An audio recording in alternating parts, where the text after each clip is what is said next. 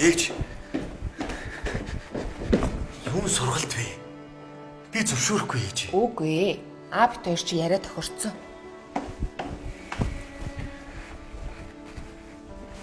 Алин миний охин.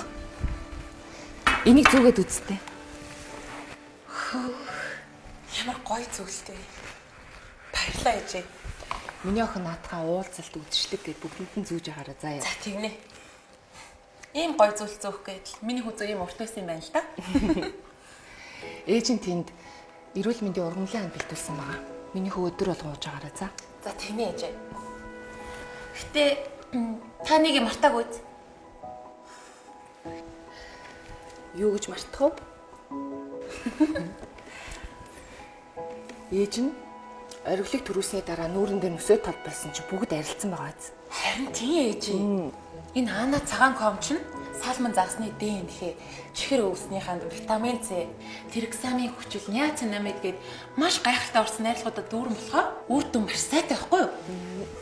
Ээж нь гэхдээ өршлөөний эсрэг яан комонд хайртай л да. Ээж. Таны яриадсан сургалт чи энэ юм уу? Тийм. Энийг заагаад авах юу гэсэн юм бэ? Охтуудын асуудал битгий оролцсон. Тийм шүү дээ. Тэгээд ч юу миний гар хоосон байгаа шүү. Өө тийм. Миний бэлдсэн хувцас зүйлтэй эмгийг аваад ирдэ.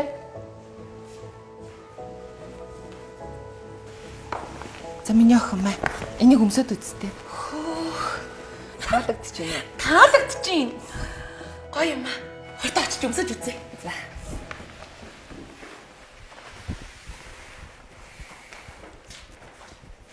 За.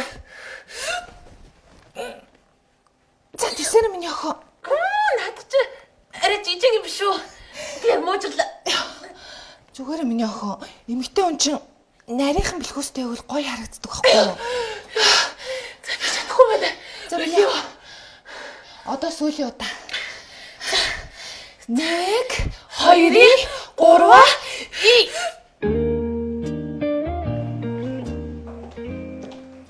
Хөөх. Миний охин ямар гоё харагдаж байна. Йоо. Хараа гэж өмсөн чи.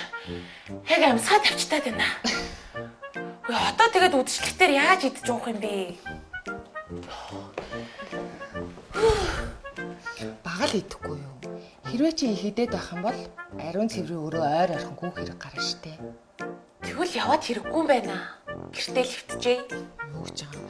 Үдшилтэд гэр бүлийнхэн бүгдээрээ явах хэрэгтэй. Үдшилтэд явахдаа эхнэр хүн аядуу зөөлөн дуутай, чамин тансаг хувцлаад маш эрхэмсэг байх хэрэгтэй. Харин нөхрөө ганган хувцлаад гутал, цамцны өнгө, зангаа гээд бүгдийг нь зөв зохицуулна.